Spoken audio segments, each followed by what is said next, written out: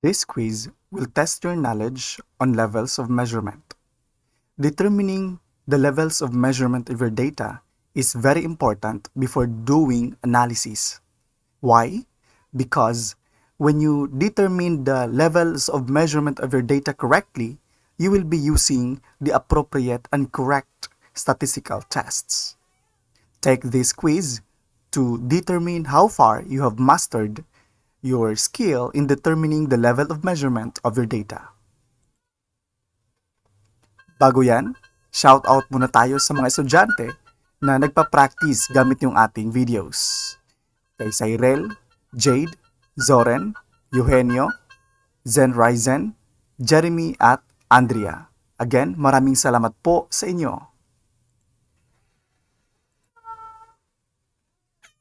Are you ready to take the quiz? Remember that you have 5 seconds to answer each question.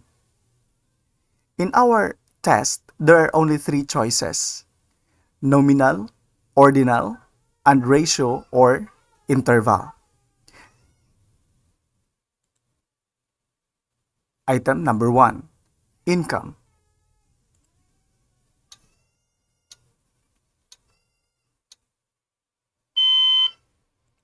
Correct answer, ordinal. Number 2, IQ score.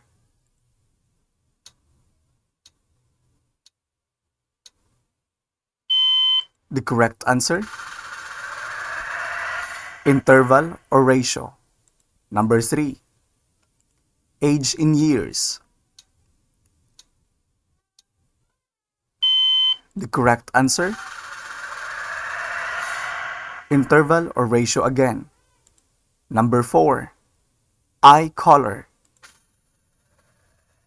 The correct answer, I forget the time, it's nominal. Number 5, level of education.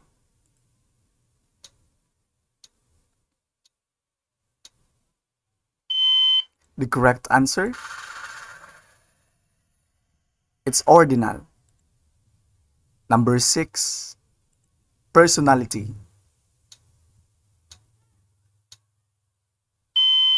The correct answer,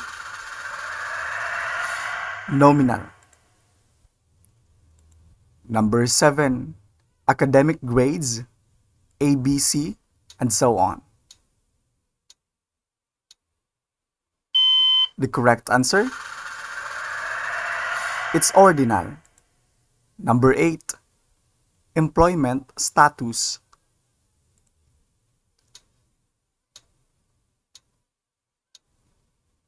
The correct answer, it's nominal. Second to the last item, income. Less than 10,000, 10,000 to 20,000, and so on.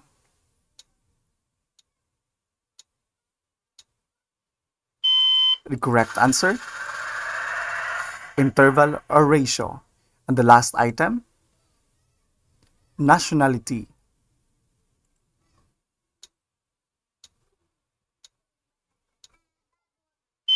The correct answer,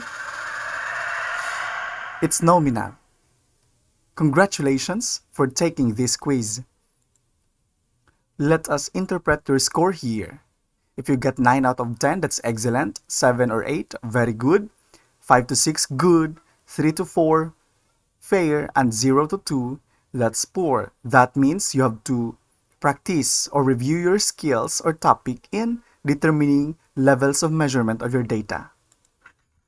Again, congratulations for taking this quiz. Thank you so much.